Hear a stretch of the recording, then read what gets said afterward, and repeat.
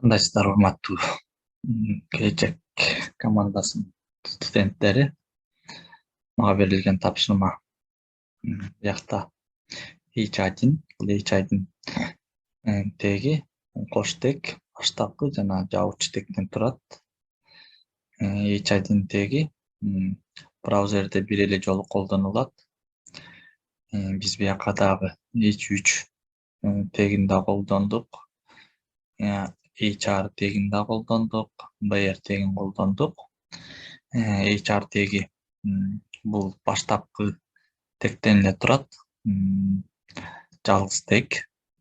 BR теги дагы баштапкы тегден турат, бул жалгыз тег. Жабуучу тегдери жок. Ошондой эле биз HR теги бул горизонталдык сызыкты берет. Бул HR тегине биз атрибуттарды кошо алабыз. Мисалы, бул размер атрибутун кошуп 4 деп алдык. Ага дагы color атрибутун кошуп кара түстү берип алдык. Биздин линиябыз ушундай өзгөрдү. Андан кийин BR теги, бул BR теги эки сөздүн аралыгын бизге берет. Мисалы, моякта узун текст болуп атат, ошонун ортосуна дагы BR тегин кошсок,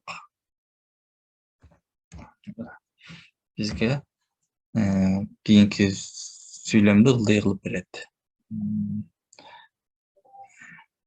Ошо мага берилген тапшырма ушундай болчу. Көңүл бурганыңыздарга чоң рахмат.